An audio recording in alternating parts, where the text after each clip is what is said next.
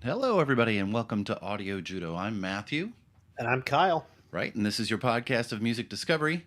We are proud members of the Pantheon Podcast Network, your premier source of music podcasts. Pantheon is the only place you can find the official Metallica podcast, Metallica Report. That's actually a really cool podcast if you've never listened to it. Have you listened to it, Kyle? A couple of episodes, yeah. Yeah, it's actually I really like good. it a lot. It's really good. In addition to this podcast, we also produce two other podcasts. Audio Judo Does Jazz, which takes a look at the world of jazz. And after an epic 2-year-long tease, we are about, close to getting ready to start up season 2 of that. We also produce a program called Throughline, which takes one album at a time and explores the concept of each album, whether intended or not. That program has also started season 2. More episodes are on the way.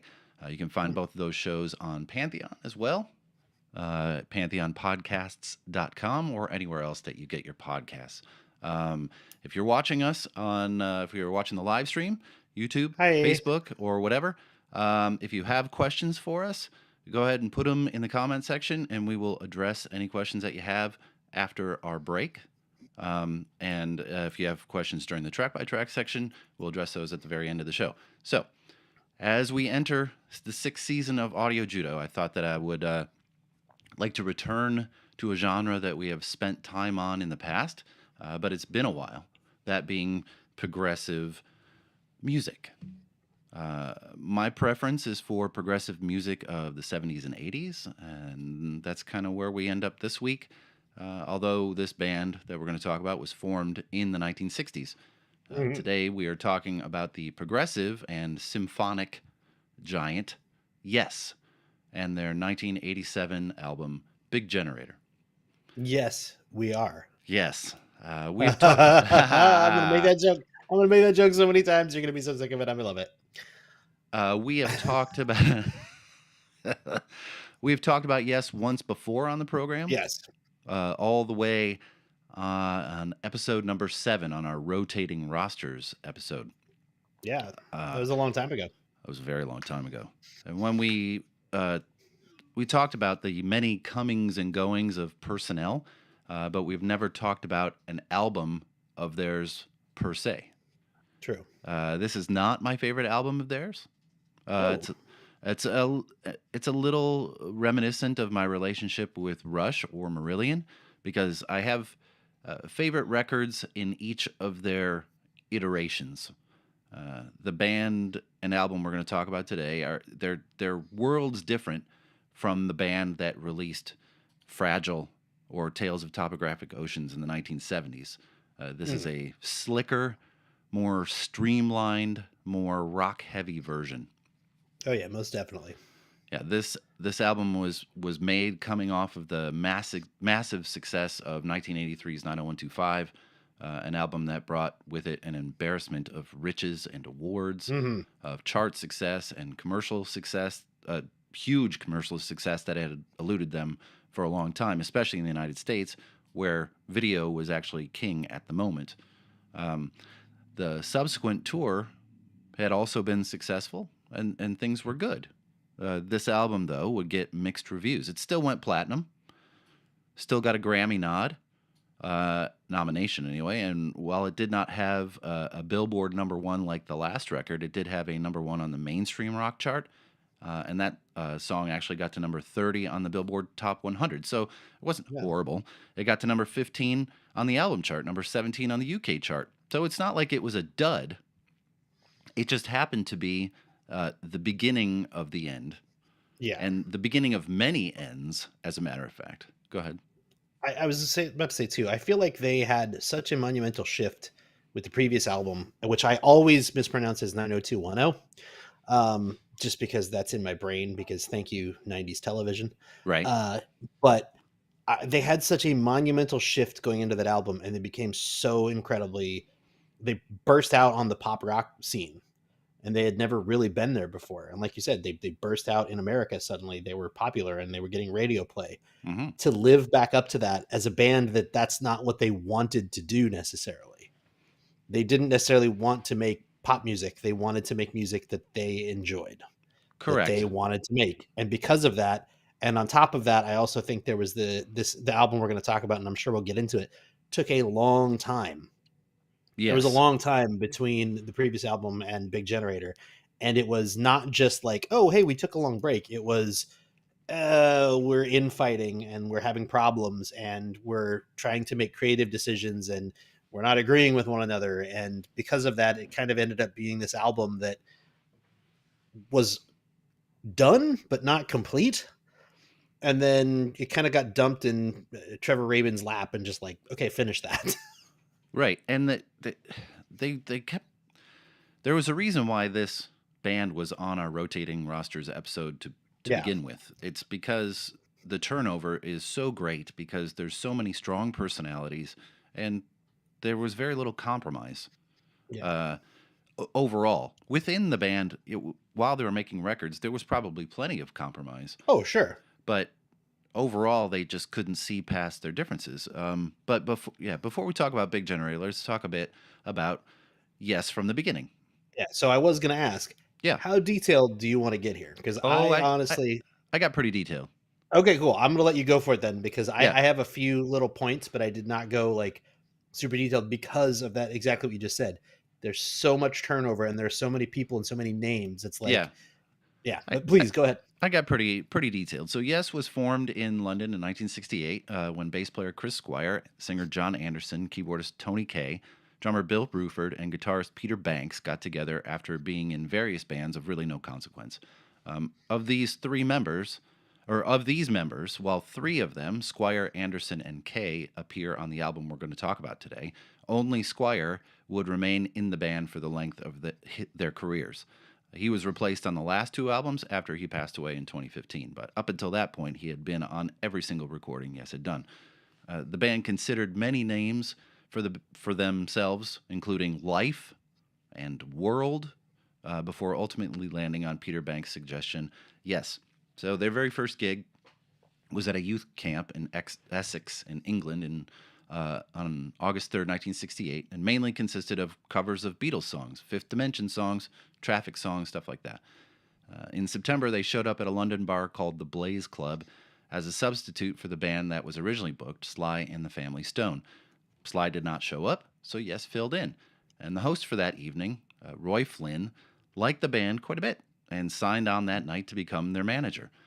Bruford, however, was growing tired of the music scene and returned to the University of Leeds to continue his studies, and he was replaced by Tony Riley, who apparently was not any good, and then the band begged Bruford to come back. Considering that his return to school had been denied anyway, Bruford did what he would do several times in the future. He returned to Yes. After seeing an early version of King Crimson, another band that Bruford would eventually leave Yes for, they knew that they had their work cut out for them, so they decided to really start rehearsing and developed a more progressive sound. They received a recording contract from Atlantic Records and began a 17-year relationship with that company. They released their first record, Yes, in 1969 to generally favorable reviews. Yeah. The album... Go ahead. Oh, I was about to say, I really liked two of the reviews for this. So Lester Bangs of Rolling Stone complimented them and said that it had, quote, a good sense of style, taste, and subtlety, which I thought was a great quote. And Tony Wilson of Melody Maker chose Yes and Led Zeppelin as the two bands, quote, most likely to succeed. Oh. So obviously he knew something there. We got them both right. Yeah. The album itself had two covers on it. One, a Beatles song, but a lot of like everyone said, they said it was promising, but they immediately returned to the studio to begin work on the next record, Time and a Word. And because this is Yes, factions began to develop within the band.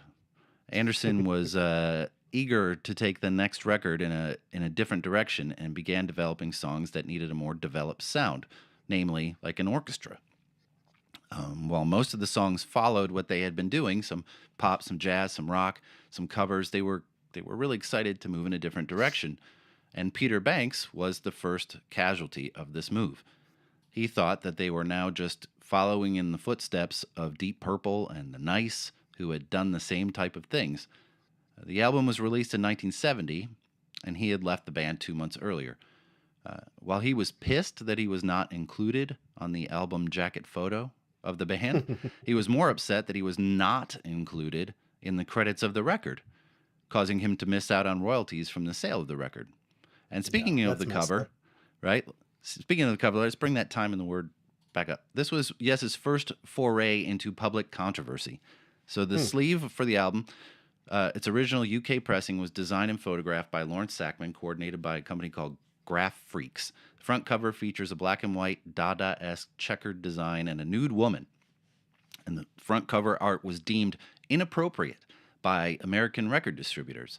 So Atlantic Records arranged to have a new photo taken, and this time they had it taken with Steve Howe, who had replaced Peter Banks as Yes's guitarist. So Howe appears on the American version of the album cover. However, the back of the U.S. record sleeve is identical to the U.K. version, so it includes a picture of Banks.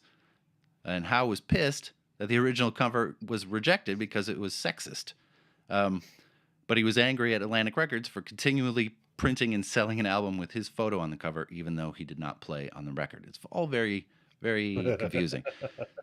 So that album was the band's first to enter the chart, reaching number 45 on the UK album chart. But it sold about the same amount as the first album, and Atlantic considered dropping the band entirely. And they were talked out of it. And then the band fired their manager, or he quit, depends on who you listen to, and hired Brian Lane as their new manager. As mentioned, Peter Banks was now gone, and he was replaced by Steve Howe. So after the band had some warm-up shows, they went up into the country in England to start working on the next record. And the band was frustrated after a few weeks because they were prohibited from making noise after dark. It's a rock band. I know, it's a rock band. Yeah. So they started looking for a new location, and they found it and moved in. And Howe actually loved this farm so much that he bought it. Oh, wow. But after a few weeks of writing, they had enough material for a new record. In the meantime, original manager, who I mentioned, Roy Flynn, told them that he was leaving and taking the money he felt they owed him, putting serious financial stress on the band and causing them to go back on the road before they were actually able to record the record. During this time, in November, they were involved in a very serious car accident coming back from a gig. They were all really traumatized, and Tony Kaye's foot was fractured, something that can be seen on the next album cover because his foot was still in a cast when the picture was taken. Oh. The Yes album was released in the UK on February 19th, 1971. It was a commercial success and was the band's breakthrough album, selling around 60,000 copies when it was first released, and then it reached number 4 in the UK, number 40 in the US, and it's been certified platinum by the RIAA for selling over 1 million copies. The album had a positive reception from critics. John Kegel, writing for Rolling Stone, praised the instrumental unity between Squire Howe and Kaye, but he missed the cover songs present from the band's earlier albums, which is just silly. That's just a silly thing to say. Yeah, it's dumb. But I miss when you did covers. I miss when you played other people's music. What? But the song, I've Seen All Good People, it's instantly singable, right? Everybody knows I've Seen All Good People. Yeah. The album is featured in the book 1001 Albums You Must Hear Before You Die. John Anderson was worried about the initial response to the album, but after about a month noticed that fans started to sing along at concerts and concluded that the musical style could be developed and still remain popular. Tony Kaye concluded that overall it was quite a simple album, considering where Yes went on to from there. Rush singer and bassist Geddy Lee includes the Yes album among his very favorite records. And keyboardist Tony Banks has said that it's his favorite Yes album. But change was in the air, as it always is with them. So as rehearsals began in August 71, following the very successful tour, divisions were growing in the band again. Tony Kaye was growing really frustrated with the constant request to begin focusing on synthesizers. He was more of a classically trained piano player and felt the music was better served with pianos and organs than synths. And so Steve Howe and Tony Kaye were fighting all the time. But it was Chris Squire, John Anderson that would eventually ask him to leave the band, basically fired him. And they instantly called Straub's keyboardist Rick Wakeman, the caped man. The caped crusader. To come have a listen. And after seeing a couple of gigs, he went all in with Yes, even though he had been offered a position with David Bowie and Spiders from Mars, which, I mean, those are two pretty big offers at the same time. Two huge offers and two totally different sounds. Completely different sounds. Just totally different, like 180 degrees apart from one another. So, but the relationship worked immediately. They completed 3 tracks in like 3 days for the album Fragile. Fragile was released in November 1971. The opening track, Roundabout, became one of their most iconic songs. This was also the first cover design by Roger Dean, a relationship that would continue for many years. Fragile received a mostly positive reception, with some criticism directed at the solo tracks, since each member of the band had one individual solo track on the record. But it became a greater commercial success than its predecessor. It reached number 4 on the U.S. Billboard Top LP chart, number 7 in the U.K. The Fragile tour saw them perform 100 dates in the U.K. and the U.S., and they were a headlining act finally, and they sold over 2 million copies of that record. So things are going well. It also has one of my very favorite Yes songs of all time, Heart of the Sunrise. It's a beautiful song. Love that song. In March of 72, they had wrapped the tour for Fragile and begun writing tracks for the next record. By June of that year, they had culled together enough material to begin recording. But once again, change was afoot. The band was not a cohesive unit. All members kind of struggled to find their place with more and more complicated arrangements. Anderson and Howe seemed to be the only ones who knew how the music was supposed to go together.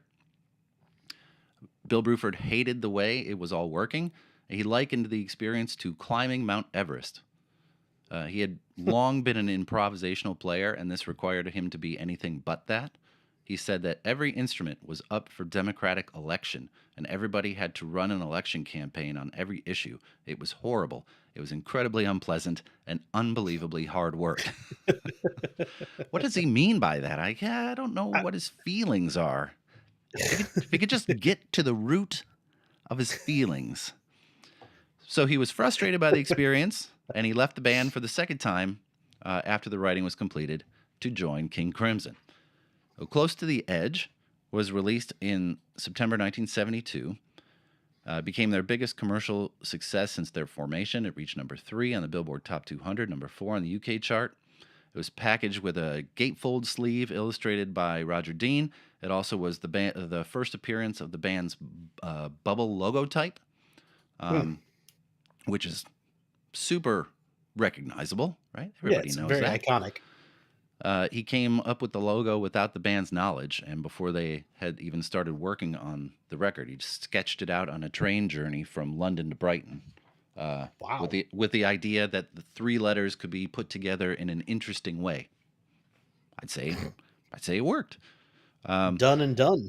So as they began to tour, they hired Alan White to replace Bill Bruford on the drums. He had been a member of the Plastic Ono Band and had played with George Harrison as well. Recordings from this tour would be used on their live album that was released in 1973, Yes Songs, another album that went platinum and was a huge hit, acting as a greatest hits record of the time. So, and now it gets complicated even more. So the idea for the next record came from John Anderson while they were touring Close to the Edge. He read a footnote in the book Autobiography of a Yogi by Paramahansa Yogananda that described the four bodies of Hindu text, and he pitched the idea to Steve Howe, and away they went. What followed is an epic progressive album, 4 album sides, 1 track on each side, each running anywhere from 18 to 21 minutes each. It's a bloated monstrosity. Even Rick Wakeman thought it was a bridge too far and distanced himself from the concept. But Tales of Topographic Oceans was released in the UK in December 73 and in January 74 in North America, was a huge commercial success for the group. It makes no sense. It sold millions of copies with 4 tracks over 4 album sides. It's such a weird. So where Fragile and the Yes album have recognizable and singable melodies and things to latch onto, this is just meandering bullshit. This is what bands like the Police were fighting against. This bloat and padding and noodling because you have the time and apparently infinite amounts of money and studio time. But what was the music saying? At this point, it was saying nothing. And this is a weird fact. I don't understand. This album was voted, the album cover from this album was voted the best album cover of all time by readers of Rolling Stone in 2003. I mean, it's all right, but the best? Are you trying to tell me that that's better than Dark Side of the Moon or Houses of the Holy or Presence or any number of albums that are on my wall right here? I don't think so. I don't think so. So the 77 date tour in support of Tales visited Europe and North America. It had a 2-hour set. They performed Tales of Topographic Oceans in its entirety. They had no support act. They spent £5,000 on a hot air balloon, which was decorated with the album's artwork and tethered in each city they performed in the U.S. We're just talking about bloat, just silliness. Yeah. They brought 4 times as much equipment than their previous tours, which included an elaborate set designed by Roger Dean. 2 versions in the stage were built. They had fiberglass structures, dry ice effects, a drum platform surrounding Alan White, a tunnel that the band emerged from. During one show, the structure around White that opened and closed failed to operate, leaving him trapped inside. White and Wakeman claim the incident was the inspiration behind a scene depicted in the rock documentary This Is Spinal Tap. I was just about to ask, how big of a Stonehenge did they take on tour with them? That's essentially what it was. Hello, Cleveland. That's great. Frustrated by the experience, no doubt, like Bill Bruford, Rick Wakeman tried to quit halfway through the tour, but they convinced him to stay. But as soon as the tour ended, he was gone. And he was replaced very quickly by Swiss keyboardist Patrick Moraz. Right? Their next album, Relayer, was released in November 74 and represented another shift in their sound, this time with a slant towards jazz fusion.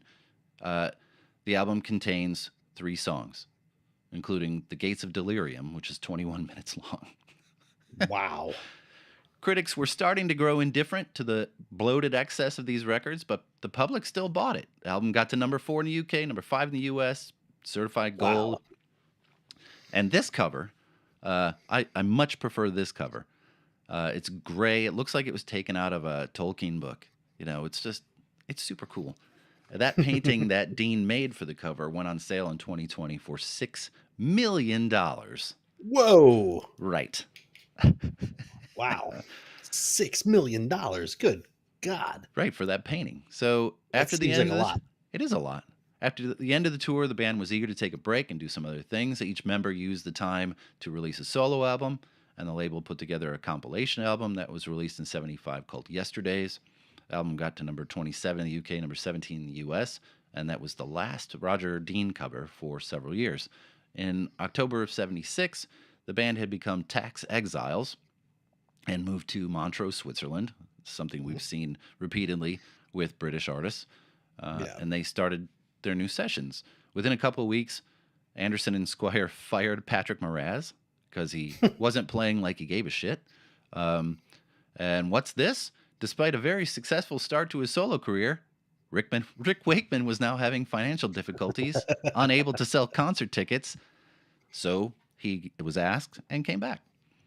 So Going for the One was released in July 77. And while the album still had plenty of long songs, the tunes seemed more accessible. There was less padding and fluff, more concrete song ideas. The album reached number 1 in the UK, their second number 1, and number 8 in the US, and reviews were positive.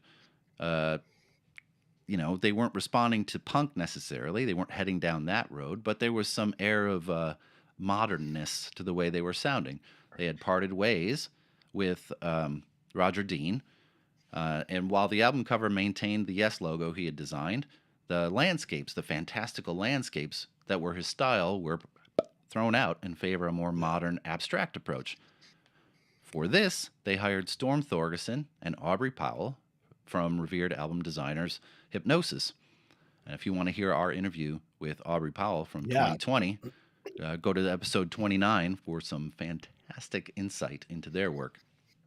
And the design is geometric buildings and a naked dude, which they had a lot of those on their album covers, perhaps indicating looking forward to a new approach while maintaining their roots. Sure, you can interpret it any way you want. That makes sense to me. Yeah. It's interesting, though, that you said, they weren't actively trying to respond to like the huge, like meteoric rise of punk music in the late 70s in the UK. Mm-hmm. But they were absolutely criticized for not doing that. I believe somebody said that they were criticized for being the embodiment of bloated excess that made up prog rock in the previous decade. Absolutely. I thought that was amazing. But they literally did. They continued. They were not quite what they once were. They were not quite as excessive as they once were. Did you know obviously responding to something? Oh, do you know who said that? I don't, because I only wrote down that part of it. I'm pretty sure it was Stuart Copeland. Okay. From the Police. Makes sense. Yeah. That would make sense. Yeah. Where I read it, it was not credited. So. Oh, well, that's too bad. Yeah, but I could absolutely see that. Yeah. But it makes sense. Also, the blow. I don't think we talked about this in the Rush episode we did a couple of weeks ago, but Stuart Copeland also tried to get some shit started with Rush around the same time for the same reasons, because he was like, now, these prog rock guys, I'm going to start some shit. And he started trying to poke them in public and be like, oh yeah, these Rush guys don't know what they're doing. They don't know how to play, yada, yada, yada. And Rush was just like, okay, whatever, and just kept playing. They didn't give a shit. No, that was right around the time of Hemispheres and Farewell to Kings, when Rush was in the super bloated, we're making 15-minute long songs, and they immediately responded by making different music. Like within 2 years, they were making Permanent Waves, and things changed. But anyway, this band re-entered the studio to record their next album, the critically derided but commercially successful Tormato. I love the name. Released in 1978, the album got to number 8 in the UK, number 10 in the US, became their first platinum-selling album ever in the United States, but the critics were beginning to be unimpressed, even though the songs were shorter and the compositions were tighter. In the magazine The Record Mirror, they described it as the Sunday School of Rock, and maximum pomposity, maximum pretension, maximum elaboration, all covering up minimum inspiration. Ouch. Yeah. Once again, they leaned on Hypnosis for the cover art, and the original title of the album was Yes Tor, in reference to a hill in Devon, England. The band was unable to decide on a cover, and the tomato was thrown by Hypnosis designer Aubrey Powell. I see what you did there. Yeah. I think Poe put a picture of a guy with divining sticks on the front. He took the artwork home one night and decided it wasn't working, so he threw a tomato at it. Hence the name change from Yes Tor to Tormato, or Tormato, depending on who you are. Following the tour, Change once again in the air. So the five reconvened in November 79 to start work on a new album. After the various problems they faced while recording Tormato, Yes decided to work in Paris with Roy Thomas Baker as the producer. Anderson and Wakeman entered the sessions with enthusiasm. They wrote material together, but the rest of the band felt the songs were too light and folk-oriented, and started writing more aggressive and direct arrangements. So Anderson and Squire went to the bar and cried on each other's shoulder and quit. Yeah. John Wakeman said, John and I got quite depressed and started crying. And John said, this is not the band that I love. This is not the band that I wanted to keep on going. And Wakeman replied, I'm with you, John. So they took a break because Alan White cracked a bone while he was roller skating with Richard Branson one night, rendering him unable to perform for 6 weeks. And then they quit. So the 3 remaining members continue to rehearse. And while there, Brian Lane, their manager, was also managing a new wave band called The Buggles, who had a recent hit with Video Killed the Radio Star. Band consisted of Trevor Horn and Jeff Downs. They were invited to come down and jam a little bit with the rest of Yes, and Squire noticed the similarities between Trevor Horn's voice and John Anderson's voice. At the time, the Buggles were not aware that Anderson and Wakeman had left the band, and they thought they were just contributing to write some new Yes songs. And Horn had doubts about replacing Anderson at all, but realized that he probably wouldn't get an opportunity like that again. So with the blessing of the head of Atlantic Records, Ahmet Ertegun, the band and new record was greenlit. Drama was released in August 1980, and the critical reviews were mostly positive. Go ahead. I was just about to say, first of all, perfect name. But Drama? Yeah. Yeah, Drama. And then second of all, so you mentioned that Tormato was not necessarily critically acclaimed, but did very well sales-wise. And in fact, the tour was so huge, they won an award for grossing over $1 million in box office receipts from one night at Madison Square Garden. Nuts, right? And at the time, that was like huge. Today, that's probably a Tuesday.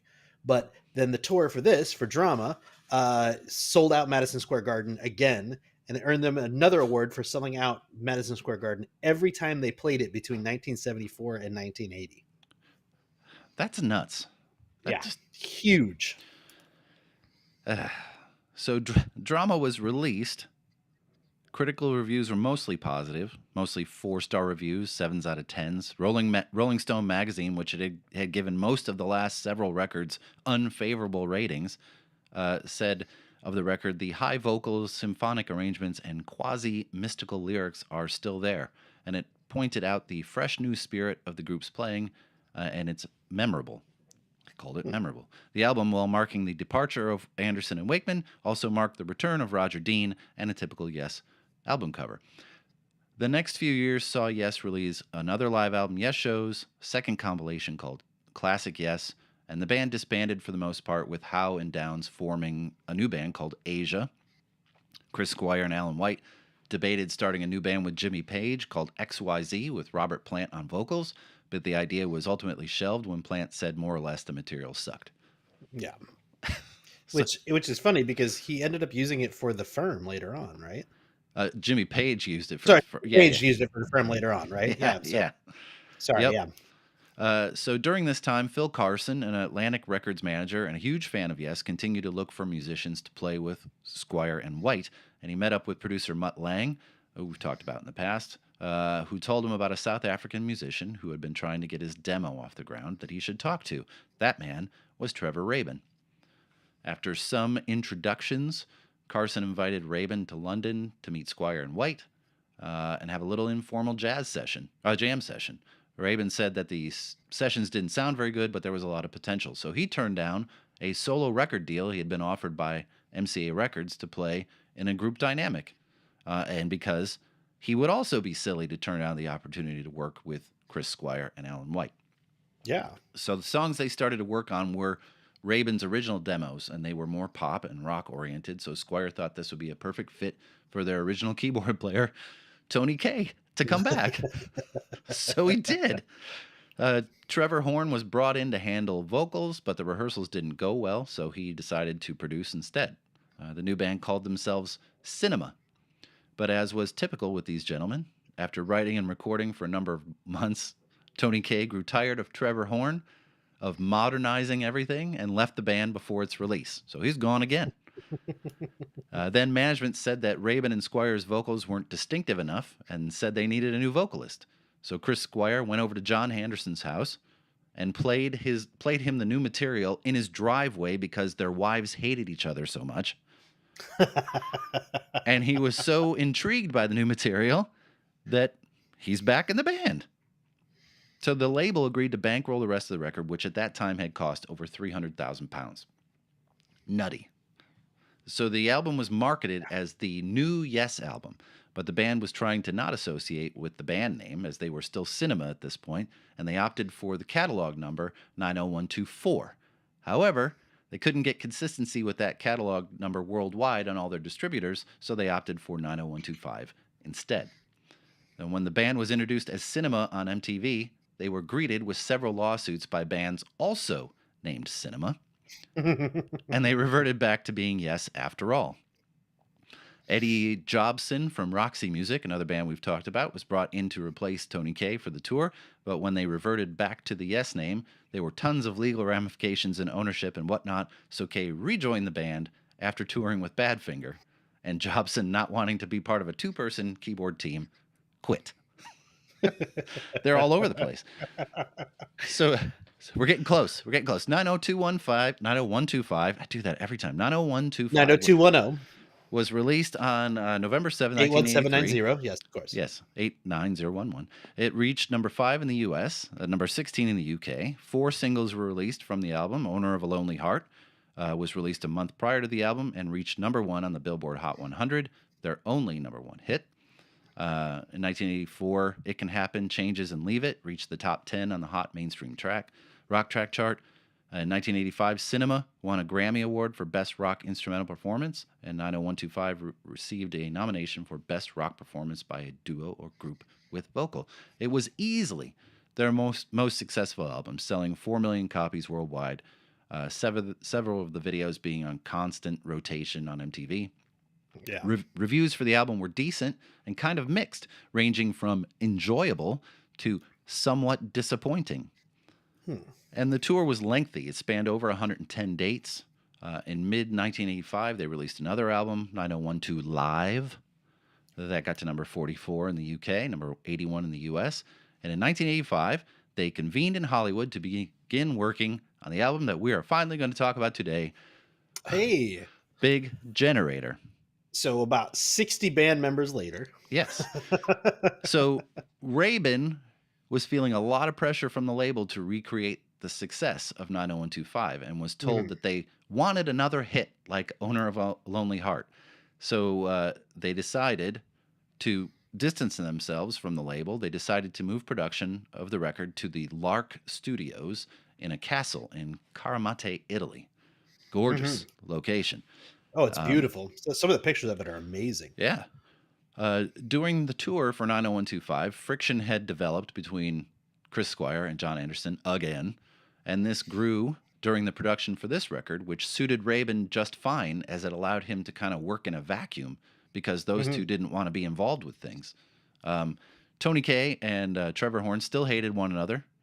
Drugs were all over the place, so Rabin was able to just work and focus on a lot of his own ideas. So after 3 months there, most of the backing tracks were done, but the band was in complete disarray. Drugs had taken their toll on a few members, and the arguments had been growing, so Horn called off more recording to take some time off.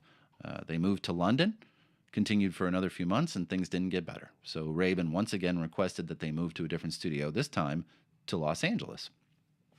And Trevor Horn, felt that he couldn't continue at all and quit, leaving Trevor Rabin to finish production by himself, something that almost destroyed his body. Yeah. They literally just essentially at this point just dumped the entire production in his lap. Yeah. They were just like, here, you do it. So yeah, but he felt that working closer to his home, because he was living in LA at that time, was the right choice. But by the time this album was done, they spent over $2 million on the record. Which, that's $2 million in early or late 80s money. That's a lot of money. It's a lot of money for one album. And it's interesting. They took a little bit of a different approach with this one. So like at the beginning of the songwriting process, Trevor Rabin recalled that they actually used Abbey Road by the Beatles as a sort of model to influence the way that they were going to make music for Big Generator. And he said, quote, "If we come up with an idea, why pressure ourselves into making it a song? Just have it there. If you can't come up with a chorus, don't throw it out because it's not a complete song, and don't put a bad chorus around it. which, fair enough. That's good songwriting advice. Yeah. But I also think that attitude is exactly what led this to take, 2.5 years to make, and $2 million is, let's just go into the studio and noodle a little bit today. Oh, I like that. Oh, Let's keep that it. sounds good. Yeah, let's keep that in. And What, then, do okay, you want great. to And then work move on on to it? the next one. No, Nah. we'll just save it and come back to it later. Then they got Put it in. 6,000 bits. Yeah. Mark the tape. We'll come back to it later. Oh my gosh, sounds terrible. So, Big Generator was released on September 21st, 1987. Peaked at number 15 on the Billboard Top 200 during 30 weeks on the chart, which isn't a bad number. We got to number 17 on the UK chart. Certified gold. Had a Grammy nomination, but the reviews were not good. I put down one reviewer, not even Robert Christgau. Musician reviewer J.D. Considine wrote simply, "Just say no." That's so creative. I know. What a piece of shit. After the tour for this album is over, John Anderson left the band, joined his old bandmates Anderson, Bruford, Wakeman, and Howe, leaving Yes numbering 4 again. We want to talk about the album artwork for a second. Yeah, so a couple more things I want to point out really quick. So the final production credit on this would end up reading as produced by Yes, Trevor Rabin, Paul DeVillers, and Trevor Horn. Mm-hmm. So interesting that they're all on there. Like you said, Trevor Rabin estimated that it cost about $2 million to make this album. And in 2023, he also admitted that completing Big Generator had, quote, almost killed him. I had to salvage the whole thing and mix it on my own with no one in the studio. It was traumatic. My stomach lining went, but I did finish the record. So it's exactly what you were talking about. It literally almost killed him. Yeah. Yeah. And it's ultimately what led to Trevor Rabin quitting Yes for a little while, or almost quitting Yes, and then talked back into staying in the band by his wife and by some of the managers. Yeah. So like literally at the press release to announce this album, he was going to quit, and they were like, don't do it. Yeah, this album also marked the last album in Yes's relationship with Atlantic Records. Yeah. So that fractured too. Lots of things were that's why I was calling this the beginning of the end, because it was kind of like, okay, we're going to have to change some stuff. And then they released Union a couple years later, and then we're like, what the hell are you doing? Anyway, album artwork. I thought maybe you were calling it the beginning of the end because it got attacked by a whole bunch of giant crickets, but never mind. That's a horrible reference. Artwork. So I actually really love this cover. It's such a typography heavy cover. And I also love that I didn't realize this because I've only ever seen the yellow version of it, the original-ish version. But there's a whole bunch of different versions of this. So there's the vinyl. So I guess I should explain. The original it's bright yellow. It says big in like some very it's obviously very linear, but very like a custom typography on the front. It has the band that's in bright red. It has the band name Yes, a tiny black box right in the center across the top. And then also there's a symbol on there. Yeah. What is that symbol? Okay, so in order to accurately talk about this album cover, we have to go back to the last album cover, 90125. So the album's logo was designed and created by Gary Muat at Assorted Images on an Apple IIe computer. At that point, the band were called Cinema. The original design was similar to the eventual sleeve, but it had an elliptical gray Y on its side without the stick to make it a C. So it's just something that he could do, that he could actually program on the Apple IIe. Okay. Right? So the cover for Big Generator is a variant that he had developed for 90125. So he had two variants, and so it's the same. It's during the same process that he made both album covers, and this was kind of a throwaway one. And you did see why. So the vinyl version of this album, uses a teal background with the word Big in purple and the band logo in red, the little CY. And the CD and cassette version had a yellow background with Big in pink and logo in purple and the band name in white. And this pissed me off a little bit because I didn't know this.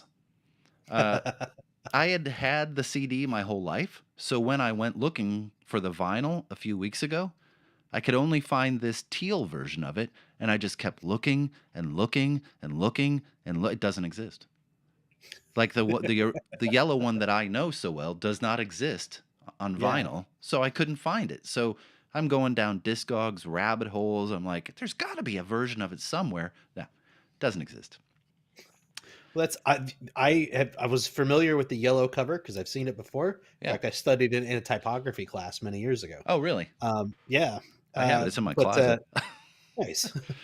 But the Wikipedia article for it, which is usually where I get like a baseline for what I'm going to start researching, has the vinyl cover. So it's teal.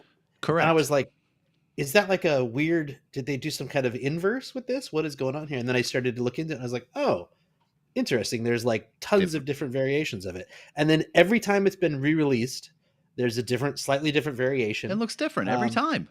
Yeah. And so like the yes moves around a little bit. Yeah. The colors are slightly changed. There's a version where the doesn't have the little icon on it. Yeah. It's very interesting that they've changed it up so much. And I don't understand why, but I guess to create different versions and get the ultimate fan to want to own every version of it. So I guess that's probably true. So I've been an on and off Yes fan for a very long time. I've really liked some of their stuff and really tired of a lot of their stuff as well. Some of the older stuff, like the Yes album, are just wonderful albums front to back. And while they meander and get a little self-indulgent at times, that really doesn't bother me that much. But some of the other stuff, like Tales of the Topographic Oceans, just seemed too much for me to get my arms around. And it never feels like it quite gets there, you know? It just kind of... I was much more receptive to this era of Yes with Trevor Rabin. I always felt that he was a much more compact songwriter, but they could explore a little in their songs without going off the deep end. I love the use of technology on 90125. It sounded modern and interesting. So I had that album and I loved it. So when this album was released, I was interested. This album, Big Generator, has the distinction of being the very first compact disc that I ever owned. Oh. I received a Pioneer CD player for Christmas in 1987, and this was an added present. I also got Pink Floyd's Momentary Lapse of Reason and Aerosmith's Permanent Vacation that same day, but this one was first. So I have spent a lot of time with this particular record. Very nice. Yeah, it is pretty cool. I think the first CD I ever owned was a 2-disc collection called MTV The First 10 Years. And it was like all these like which means it was at least 1991. Yes. Yeah. That was about right. But what's funny is it was all hits from the last like 2 or 3 years. Nothing from the early 80s. Oh, so it was very bizarre. That's a very weird compilation. So you want to it was very unusual. I want to take a little break and then come back and do a track by track? Yeah, let's do it. All right. We'll see you in a minute. Yep. Today's show is brought to you by Atomic Podcast Services. Are you tired of spending hours hunched over your computer struggling to edit your podcast episodes? Do you want more time to create instead of editing? Well, we have the solution for you. Introducing Atomic Podcast Services, a premium podcast editing service that will take your show to the next level. With Atomic Podcast Services, you can say goodbye to tedious editing tasks and hello to a polished, professional-sounding podcast. They will expertly enhance your audio quality, seamlessly remove background noise, and ensure every episode sounds crystal clear. But that's not all. As part of their premium service, they will also help you with ID3 tagging, scheduling, and posting of episodes, and for a little extra, even create engaging audiograms to promote your episodes on social media platforms. There's even a discount if you subscribe to their monthly services. With Atomic Podcast Services, you'll have more time to focus on what you do best, creating incredible content. So why waste another minute struggling with complex editing software? Let Atomic Podcast Services take care of the technical side while you focus on captivating your audience. Visit their website at atomicpods, that's pods with a Z.com, to learn more and book your editing session today. Hello, this is Matthew from Audio Judo. Are you looking for additional Audio Judo content? Stuff that will make you laugh with an emphasis on music? Then you need to subscribe to our Patreon page, and this is how you do it. First thing, head to our site, patreon.com/audiojudo. Our Patreon site is the only place you're going to find all the extras that we work so hard to provide. There are judo chops, which are mini episodes. There are bits that are taken out of episodes for whatever reasons, some bloopers, some full interviews with artists like Steve Hackett from Genesis. We have 3 tiers currently. There is the Shout It Out Loud tier, which would only cost you $1 in the US. For that amount, you get a shout out by name at the end of each episode. For $5 a month, little step up, the front row tier, you get a shout out on each episode, early access to full episodes, and access to all the bonus content. With a more significant investment, $20 a month, the backstage pass tier, you get everything that is available at the other tiers, a special personalized gift from Kyle and I. Most importantly, after paying for 1 year, you get to host an episode of Audio Judo with me and Kyle on the album of your choosing. We have completed several of these. They're a ton of fun. You can find the link to our Patreon account on our website, audiojudo.com. But if you can't find it there, it is patreon.com/audiojudo. Thanks for subscribing. And now back to the pro.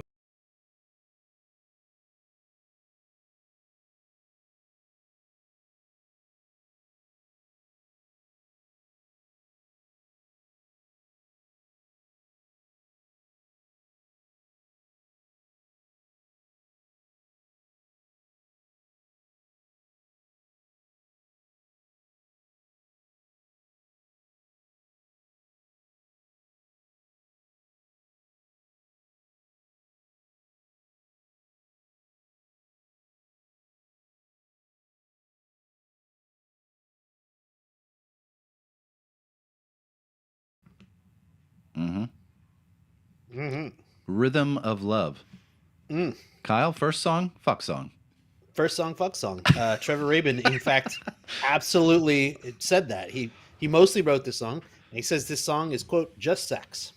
Yeah. It's by the time they were recording this, he felt that Yes had moved away from its cosmic-inspired lyrics of the 1970s when they released Owner of a Lonely Heart on the previous album, and he thought that a sex lyric song would be a nice little tease. Right out of the gate. Out of the gate. Song opens with the idyllic sound of strings and birds chirping, legendary harmonies that Yes has been known for. And they really do have some of the most amazing vocal melodies in rock history. Instantly recognizable vocal melodies. But the song is about sex. He said that he rewrote the verse a bunch of times. First couple of melodies sounded okay when I sang it, but John Anderson's far superior singer, and they didn't suit his voice. Eventually, I came up with a melody that sounded right for John, and he loved singing, which is a bit of a revisionist history because, according to John Anderson, he hated this song, hated performing it, and it was one of the main reasons that he ended up leaving again because he wasn't interested in recording or performing these types of songs. To me, I'm like, get over it, dude. You're in a rock band, my guy. They all write about sex one time or another. It's not like this is a Motley Crue song, you know. The lyrics to it: innocence, no answer to your breaking heart. If the situation sometimes falls apart, then in this ecstasy your charms are frozen, no emotion falling through your arms. Ooh, so brazen and raw. Ooh, come on, man. One thing I will say, though, is that listening back to this record for the first time as an analyst instead of just as a music fan, I could see how Trevor Rabin was trying to recreate the success of Owner of a Lonely Heart. There are the brass stingers, isolated vocal lines when the song drops out, and the very disconnected guitar solo, which are all things that he did in Owner of a Lonely Heart. He was definitely trying to identify that formula, and the song sounds like this.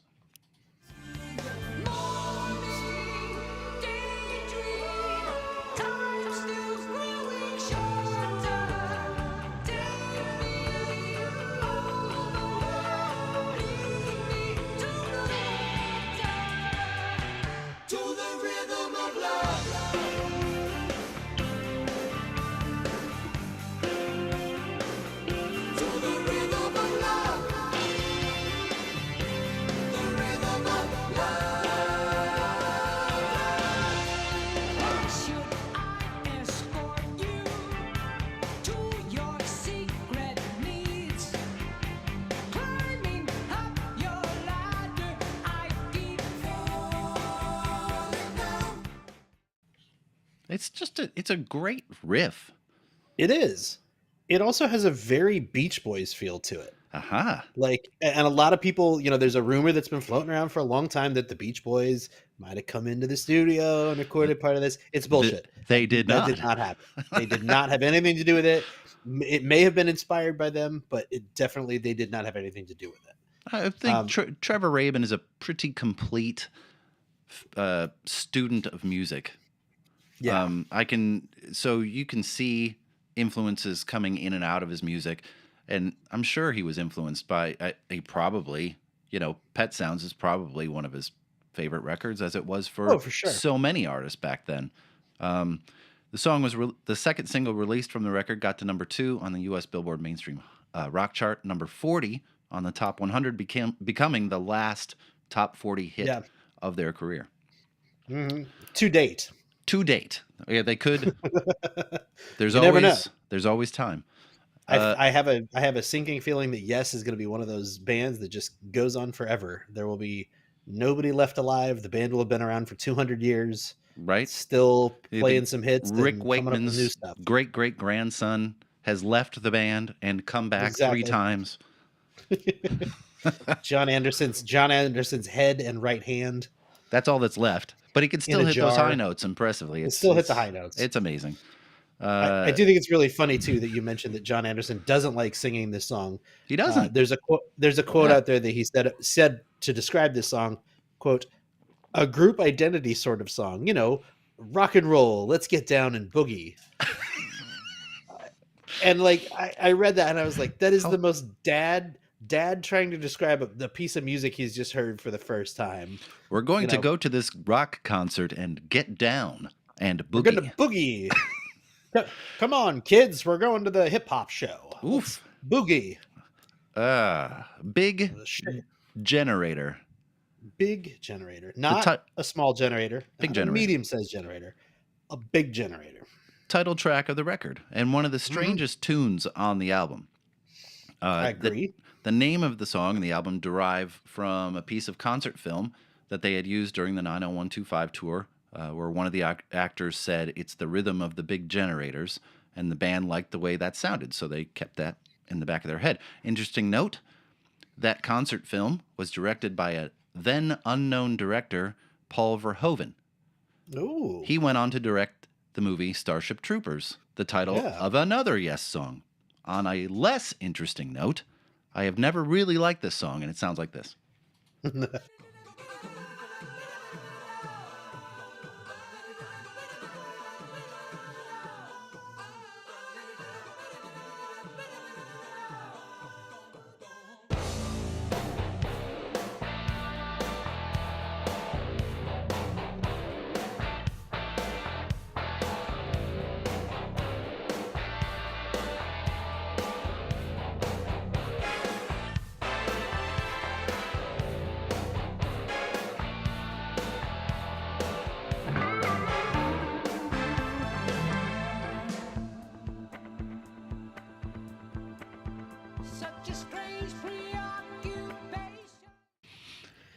If you told me that was Zakk Wylde playing that guitar, I would 100% believe you.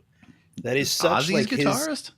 Yeah, it is like that is his like signature sound almost. It's a dirty so guitar damn sound. close. It is. And that's my problem. I feel like it's a little too riffy for a Yes song. Again, I feel like I'm stuck in the middle between these two versions of Yes. I like the more progressive stuff, but I like the commercial stuff too when it's blended with the progressive stuff. This is almost too commercial. This song also has those weird horn cues, and another song that begins with the very layered, very Yes vocal exercise. This, as Randy pointed out, the show choir. What'd you say it was? Treble makers. Treble makers. Oh, pitch perfect. It's a little too pitch perfect. And while I do love their vocals, it seemed to me like they were relying on that a little too heavily. That, Bobby McFerrin shows up at a Yes concert type thing. As they do with some of the string arrangements on this record. They're just a little too syrupy. And while the riff is a little over the top, like I love the sound of his guitar. And it is a very Zakk Wylde guitar. he based the riff off of Chris Squire's melody that he wrote on a 5-string bass. So there's a little more depth and tonal quality to it that is kind of absent in other places. It's an interesting sound, but I've never liked that song.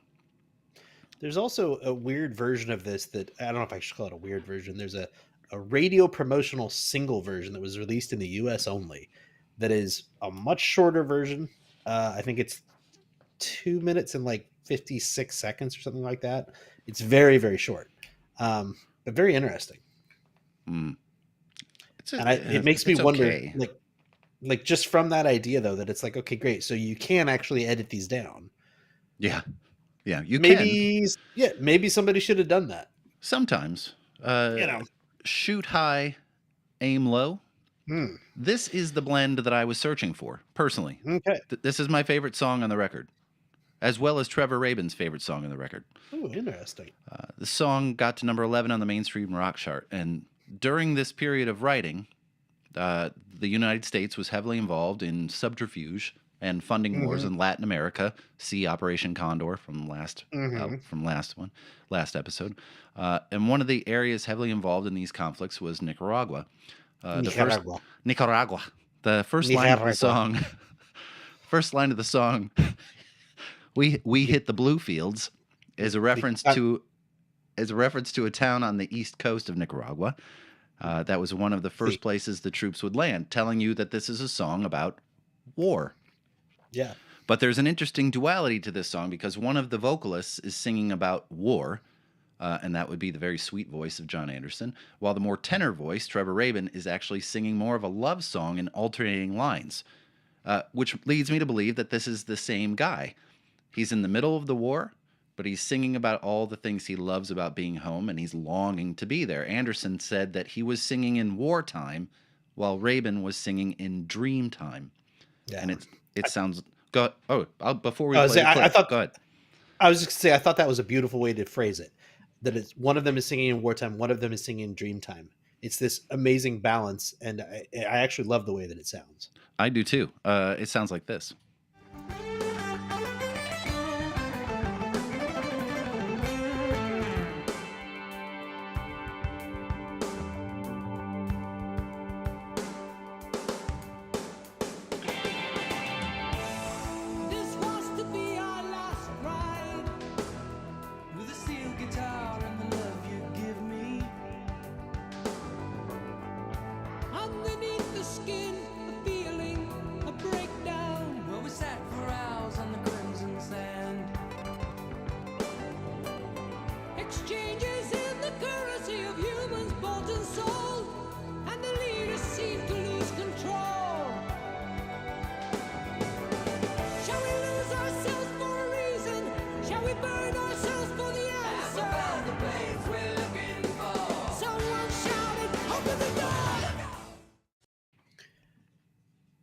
I do wonder if this song this was one of the very few tracks that was almost entirely recorded while they were in Caramate, Italy. Correct. And one of the interesting things about it you can hear in the song is they actually used the natural reverb of the castle they were staying in to get that effect, that echoey reverb effect. I do wonder, though, if one of the reasons why you like it so much is because this was much more put together as a song. It wasn't something that was, put together in little bits and pieces, but it was put together as a whole song and recorded in situ in the castle. And then they moved on from it and then went back and probably tweaked it and maybe touched it up a little bit, but it was actually recorded as a song. That's very possible. It's a wonderfully constructed song. There's some steel guitar and acoustic guitar in there. Great production work. This is how you blend both eras together. You get a 7-minute long song that weaves its way through so many different textures that it's a joy to listen to. It always has been. It has 2 or 3 great guitar solos in it. And the coup de grace is the sound of Alan White's snare drum. So I loved this sound from the moment I heard it in 1987 as a 15-year-old kid. It is a snare crack like no other I ever heard, and I spent months trying to recreate that in my basement, and I could never get it right. Still can't. It must have been tensioned to the point of snapping with the perfect batter head to get this crack that cuts through everything else. It's like that on the whole record, and now you'll be able to hear it on every subsequent clip I play. You're welcome, because you won't not hear it. It's in, like, that sound. I can hear it a mile away. I hear that his snare drum sound on this record is just, chef's kiss. It's just unbelievable. I love it. But I don't love Almost Like Love. Oh. Much like Big Generator, this song suffers from, I feel like, trying too hard.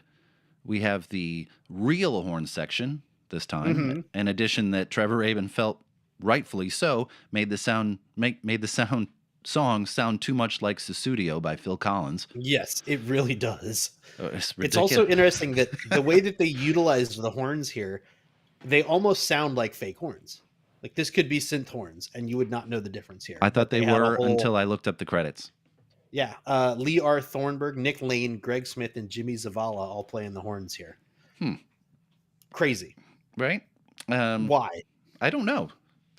Chris Squire loved the riff for this song, but he felt also that it missed the mark. He likened it to polishing a vase while the building is crumbling around you. Ouch.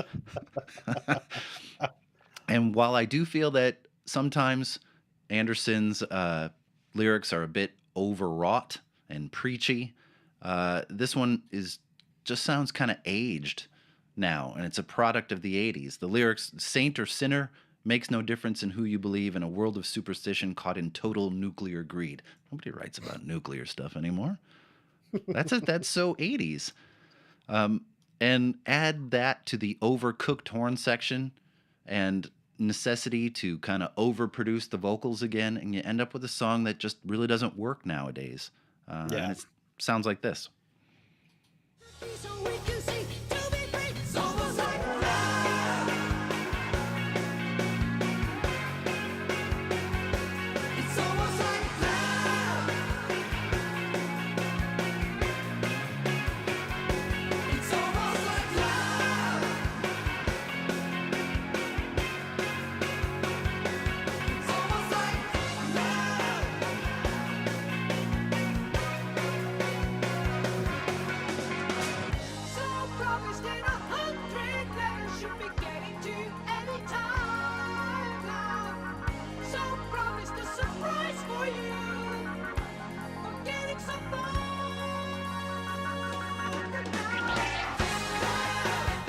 Snare drum. That's all I can hear. Yeah, right? The one redeeming quality of this song for me is the guitar solo. The way he plays absolutely made me a huge fan of his for life, even back from 90125. And his solo album, Trevor Rabin's solo album from 1989, Can't Look Away, is still one of my very favorite albums from that time period. It's such a good record. Love will find a way. Are you sure? That's what they say. This is one of the few Yes songs that no members from the 1970 lineups had any part in writing. It was solely composed by Trevor Rabin, and you know who he wrote it for, right? He actually wrote it for Stevie Nicks. Oh, yeah, I did see that. Yeah, she was slated to record it, and she even changed some of the lyrics before Alan White heard the song and said, no, please keep it for Yes. Yeah. And go ahead. Yeah, I was about to say Jimmy Zavala, who I mentioned earlier, playing the horns on the previous song, comes back here to play some harmonica. Yes, he does. During the solo section. That's a little bit of a weird inclusion, but it fits okay, I guess. It's all right. Yeah. This was also the first single release from the album, went to number 30 on the Billboard Hot 100 chart and number 1 on the U.S. mainstream rock chart. So it did all right. Yeah, Rabin said that he really enjoyed the song because of the lyric, Love Will Find a Way. He thought it was just a great lyric, and I just kept singing it to myself over and over again, and I was very happy with it. It's a feel-good song, and he liked the way it turned out. And a lot of Yes fans listened to it and said the opposite. You're moving too far away from what Yes stands for. It was like not a Yes song. It sounds like this.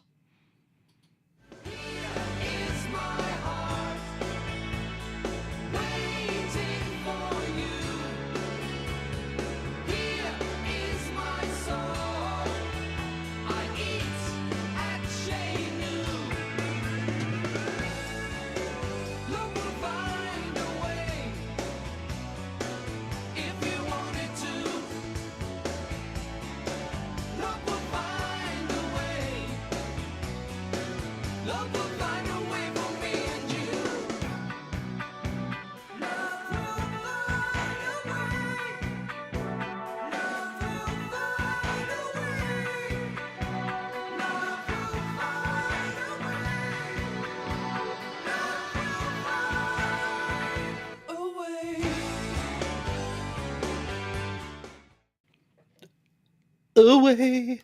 I have always loved this song. I think it is the perfect representation of where Yes was at the moment. Love it or hate it. Sure. I used to listen to this song constantly, and it's a perfect time capsule of a very particular time. It's a good, positive song, uplifting. It's got great playing.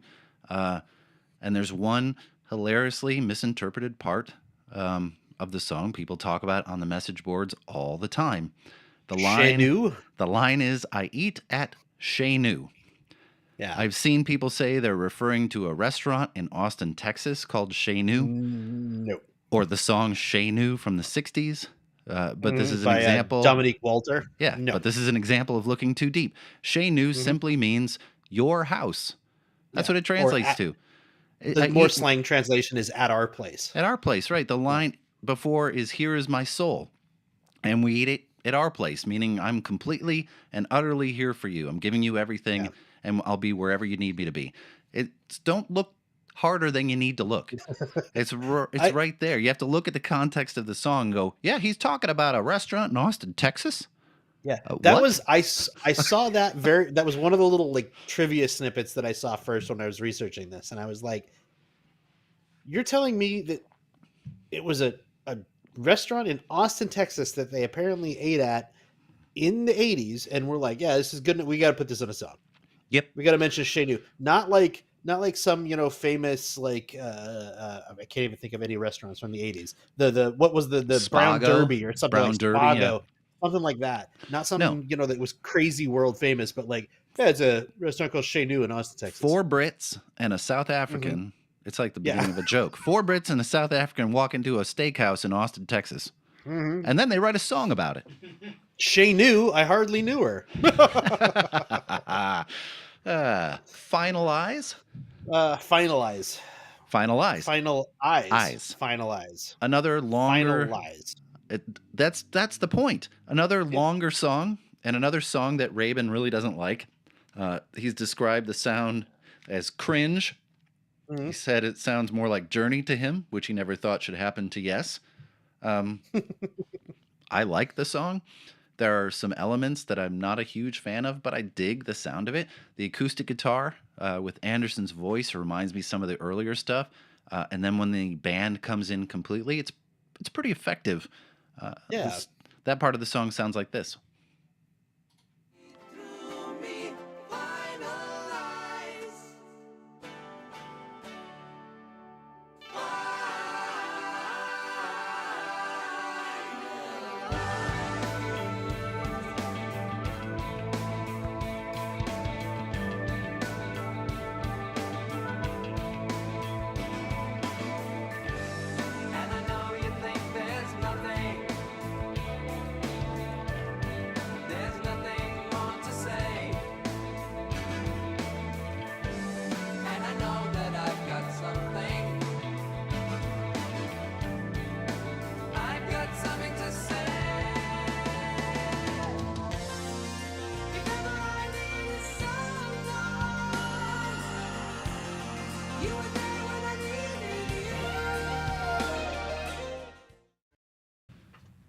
It's very interesting from a structural standpoint that the song goes through 2 full verses and 2 full choruses before it really kicks in with that spot that you just played right there. Yep. That's a long time for a song to go with like that and then just suddenly that's take old it in Yes a totally too. different direction. It is. That's old Yes, but they actually got here on this song instead of meandering for another 16 minutes and then something happening. It's very interesting to me that this song in particular on this album, it has a very interesting blend because, like you said, it's old Yes, but it's also what they were doing currently. But it also absolutely takes influences from their contemporaries, people like U2 and Dire Straits. You can hear those influences in this song in particular. I 100% agree with you. Yeah, I think it's a very good song, actually. I like this one a lot. Yeah, lyrically, it's about a woman and a man who keep breaking up, getting back together, and so on and so forth. And their communication struggles are really evident throughout the whole song. But in the end, they decide that they can rely on each other for a shoulder, for a kind word, or just to talk. And I think that's a great sentiment in a song. It doesn't have to be... It doesn't... And it's funny that the name of the word, or the name of the song is Finalize, or Finalize, like the end, because what this song is saying is that there isn't a finality to it. There isn't a we're together or we're broken up. This is, hey, I can look to you and rely on you to be a friend and help me when things are bad, and I'll do the same for you. And it's nice. There's no resolution in the song, and I feel like that's okay. Like they're just in a middle ground. It's really interesting song to listen to. It could also mean that they don't actually love each other, but they've settled. It is the final lies that they've told one another. Final. Oh, now you're a bit final lies? Final lies. Like they finally say, oh, I love you too, let's stay together. But that's absolutely a lie. They actually don't want to stay together. So you're trying to tell me there's 3 interpretations of that? Oh, I think we could even go for final eyes. Final eyes. Finalize. Finalize. And final lies. That's interesting. I hadn't thought about it like that. I do also love the little slow down towards the end with that little synth piccolo sound kind of wrapping it up. It's a very nice touch. And then a little acoustic guitar outro. Just very nice. I do like that. What was that again? Okay, thank you. I'm exactly running. How it was made, too. I'm running. You are right now? No, I did earlier. You're not. I was going to say you're not very sweaty for somebody who's exercising right now. It's 112 or something like that here. So this song is strangely weird and good. It has a Spanish flair to it, which is a little odd for a Yes song. Meanders all over the place. Rabin wrote this song after hearing a Squire written riff, something that Squire did not care for because he just kind of took it and ran with it.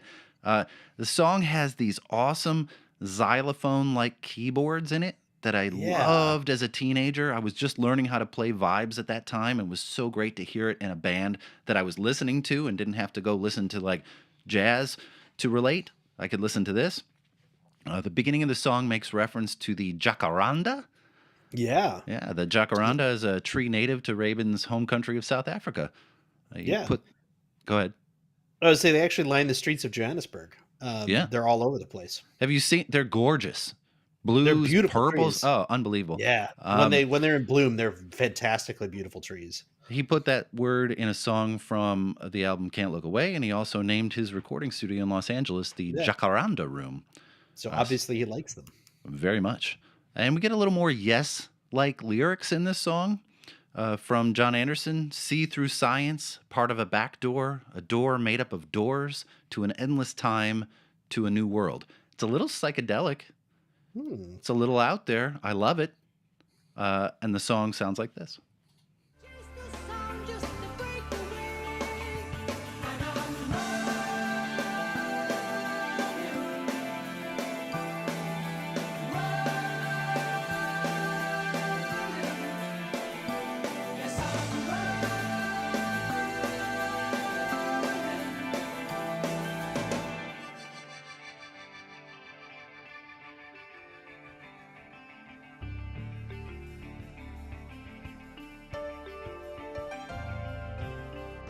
Simple peace just can't be found.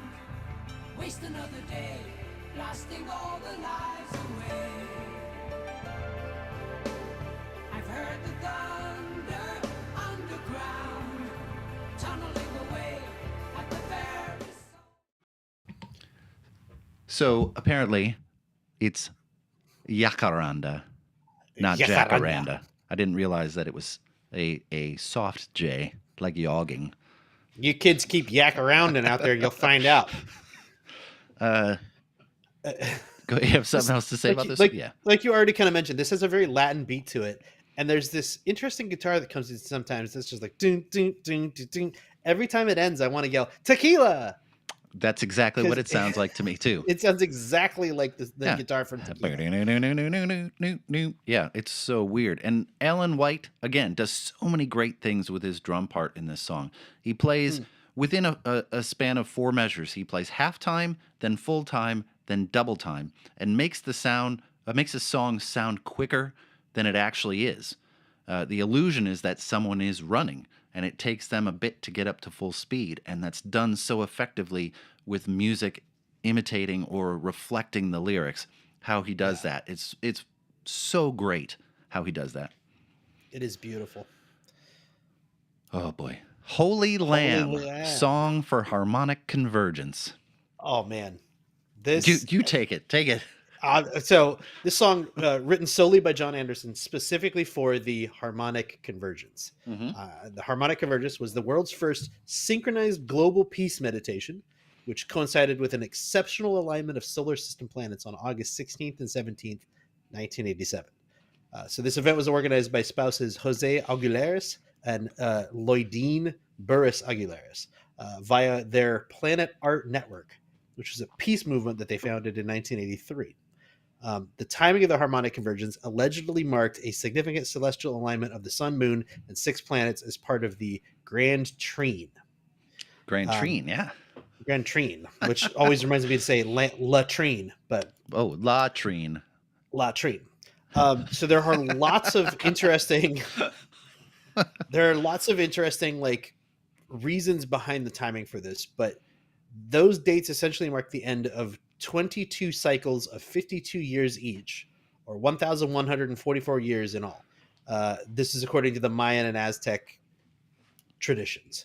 The 22 cycles were derived into 13 heaven cycles, which began in AD 843 and ended in 1519, when the 9 hell cycles began, which ended 468 years later in 1987. The very beginning of the 9 hell cycles was precisely the day that Hernan Cortez landed in Mexico, April 22nd, 1519. The 9 hell cycles of 52 years each ended, like I said, August 16th and 17th, 1987. According to Aguilares, the harmonic convergence also began the final 25-year countdown to the end of the Mayan long count, or their long calendar, which would have ended in 2012, which would be the so-called end of history and the beginning of the new 5,125-year cycle. According to him, the evils of the modern world, war, materialism, violence, abuses, injustice, oppression, etc., would have ended with the birth of the 6th sun and the 5th earth on December 21st, 2012. Wikipedia, however, notes citation needed for that.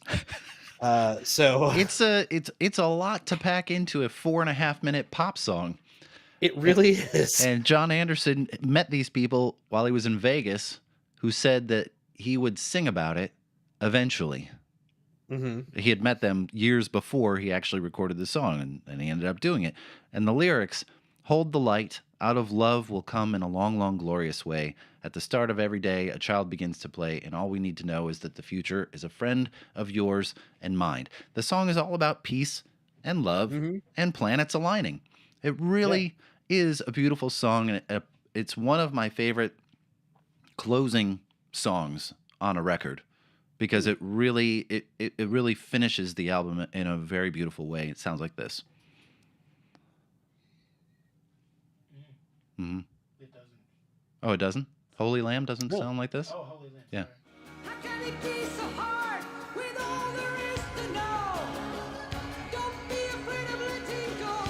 It takes a loving heart to see us show this love for our own ecology. Hold the light, hold the light. Out of love will come a long, long, glorious way. At the start of every day, a child begins to play. And all we need to know is that the future is a friend of yours and mine. The one thing I do find very sad about this, though, is this album came out in September 87, a month after the harmonic convergence. Correct. So nobody at the harmonic convergence got to hear this song. No, it was over and done with. It's done. It's not the best album, and like I said, it's not even my favorite album in the Yes catalog. I think 90125 probably gets that, and maybe even a later album called Talk is an excellent record. But it's perfect for the time frame it was in, and it was clear that this band was fracturing, but they were still able to make some really beautiful music together, and I think that's awesome. Yeah. I'm honestly surprised out of this album that Almost Like Love and I'm Running were not much bigger pop hits. I feel like they had a little bit of that like it factor that they would have maybe pushed into more radio play and become bigger pop hits that kind of stuck around, and they still got some radio play today. But I Right. mean, when was the last time either of these were on the radio? Oh, those never. Yeah, exactly. I don't know. Yeah, if ever. So that's Big Generator by Yes. We want to know. Excuse me. We want to know what you think about it. You need to let us know. You can get a hold of us on social media at facebook.com/audiojudo or Instagram at audio_judo or X/Twitter at audiojudo. You can also send us an email at info@audiojudo.com or find us on YouTube. Just search Audio Judo and send us a note that way and tell us what you think about it. Tell us if you have any experiences with Yes or what your favorite Yes album is. We might eventually come back to Yes, so I would like to hear what your input is. Do you have any? One other one we probably should add is feel free to, when you do find us on YouTube, hit up the comments. Yep. We're going to try to leave those open as much as we possibly can. And, I don't know how often we'll check them on old episodes, but they're there. So yeah, exactly. If you have comments or questions, you have something that, or you want to point out an inaccuracy with whatever our research is, feel free. Oh God. I relied on a book called Time in a Word by Martin Popoff. So that was primarily a bulk of the research and some other things. So just let us know. I relied on a bunch of anonymous websites. So and my own history I relied on. So, but let us know. We have some shout outs, I'm sure. Yeah, we do. Shout out to our patrons, Diane and Simon C, our UK consultant at the Shout Out Loud tier. Thank you so much. John R and Michael A at the front row seats tier. Thank you both so much. And Christian S, David W, Kristen K, Michael S, and Scott K at the backstage pass tier. Thank you all so very, very much. We can keep doing this podcast because of all of you. Yeah, we're relatively new to the whole YouTube scene and our live stream. Mm-hmm. We're trying to get this off the ground and running, and I know we have some people that tune in loyally, which we appreciate. But welcome a new guest, Heavy Metal Hippie, posted on there. Yeah, welcome. Who's a big fan of 90125, and thanks for listening. We appreciate it. We have albums coming up from Sex Pistols, and boy, I don't even know. I can't even remember the schedule anymore. Sex Pistols. See, Sex Pistols, Chased Water Guns. Oh, that's right. Yeah. Mariachi El Bronx. Mariachi El Bronx is coming up. Yeah. So that'll be fun. It'll be a fun one. Yeah. Very interesting. And I think I don't know if I even put it on the schedule, but I was ready to put Jagged Little Pill on there from Alanis Morissette. So big boomer. But other than that, we'll talk to everybody in a couple of weeks. Thanks for tuning in. Bye-bye, everybody. Bye, big boomers.